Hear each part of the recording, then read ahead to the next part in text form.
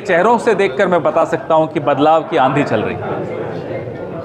किसने क्या लिखा, क्यों लिखा, क्या नियत से लिखा, वो तो आप उनसे पूछिए। सर, आज से देश के 12 राज्यों में एसआईआर शुरू हो रहा है। 51 करोड़ मतदाता शामिल होंगे, क्या कुछ कहेंगे सर? मुझे एक बात बताइए, बिहार की एसआईआर से हासिल क्या हुआ? कहा बड़े घुसपैठिए घुस गए। भाई कहाँ है घुसपैठिए?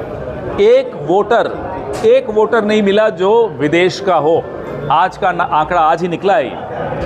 न सीमांचल में सबसे ज़्यादा शक सीमांचल पे कर रहे थे ये लोग, एक भी ऐसा वोटर नहीं निकला। और फिर से घुसपैठिए की बात कर रहे हैं। अरे घुसपैठिए अगर आ गए हिंदुस्तान में तो गलती किसकी है? सरकार किसकी है? निज़ाम किसका है? जिसका निज़ाम है पहले वो इस्तीफा दे, फिर घुसपैठियों की बात करें। तो एसआईआर वोट काटने की एक षड्यंत्र है, साजिश है।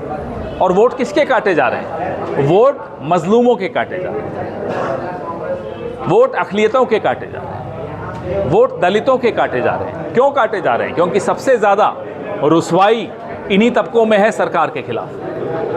सर, दरभंगा में योगी जी ने कहा था कि जिस तरह से गांधी जी के 3 बंदर हैं, उसी तरह महागठबंधन के 3 बंदर हैं, अखिलेश, राहुल और तेजस्वी।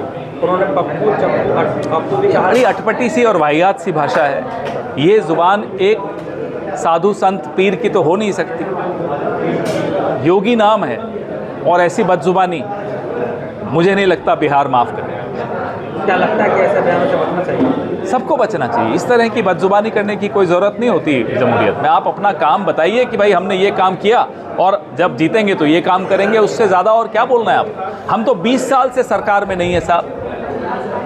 हम पर आप टिप्पणी करके क्या हासिल कर लेंगे? आप जो इतने सालों से सरकार में हैं, अपना लेखा जोखा दीजिए, अपना बही खाता खोलिए। सर, ललन सिंह ने कहा कि चुनाव के दिन विपक्ष के नेता को घरों में बंद कर दो और जो अगर वोटिंग करने की बात कहे तो साथ में ले जाके वोटिंग। तभी ना कहते हैं इसको हम गुंडा राज।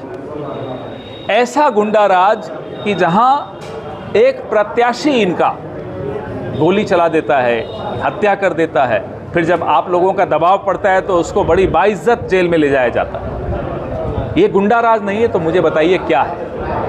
सर, पीएम के कट्टे वाली बयान को लेकर आप क्या कहें? बहुत शर्मनाक, बहुत वाहियात बयान है। देश के प्रधानमंत्री को, देश के राजा को इस तरह की बदजुबानी नहीं करनी चाहिए। हो सकता है ये आपकी सोच ऐसी हो सकता है आपकी मानसिकता, आपकी सियासत ऐसी हो जहां आप कट्टों से ही काम लेते हो सकता है हमारे जो कुछ साथी कांग्रेस से छोड़ के गए वो भी कट्टों की वजह से छोड़ के गए हो, हमें नहीं मालूम।